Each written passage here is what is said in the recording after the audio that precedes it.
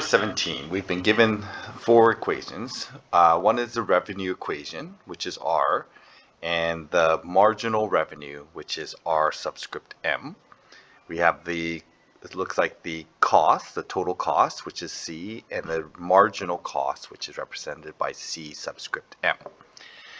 And it says here the maximum profit occurs when the marginal revenue is equal to the marginal cost.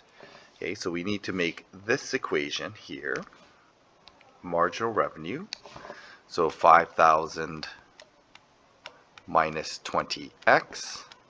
We need to make that equal to the marginal cost, which is that there. Okay, so when those two values are equal, we get our maximum revenue. So if we were to graph these, we can see that this would be a linear function intersecting with a quadratic function. So a solution to this, we're going to have a quadratic equation. We'll make that equal to 0. So negative 47, actually I'll just do it like this.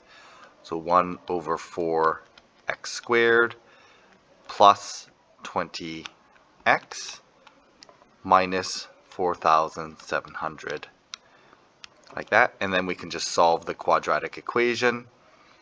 Okay, I'm just going to let's factor that 1/4 out first.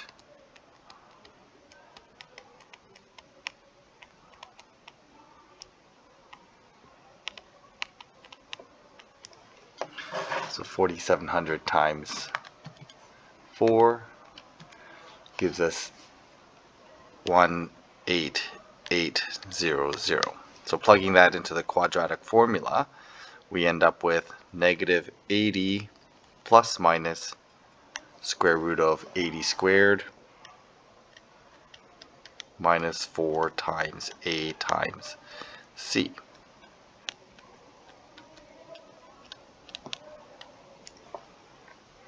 That's all over 2. And we can just plug that into our quadratic formula. So we get negative 80 plus the square root of 80 squared. It's going to be negative negative, so plus 4 times 18800. And we get 102.83, which will round to 103. And if we find the other solution, the other solution is negative 182.83, and that is an extraneous solution since in this problem here we can't have negative values. So how many items that need to be sold is going to be 103, and we can see that when we graph those two functions, and we can see that there's an intersection at 102.8 and negative 182.8, which is our extraneous solution.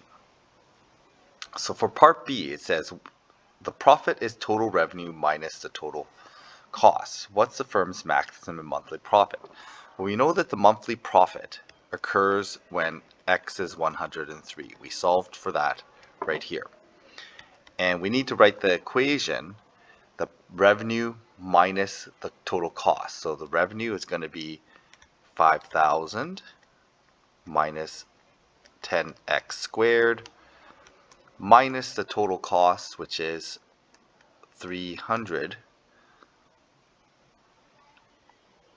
x plus 1 over 12 x squared, and we want to know, we're going to substitute our 103 into our x values into the equation, and when we calculate that out, the y value works out to be it looks like I've graphed it up here. The y value was 377,125.92.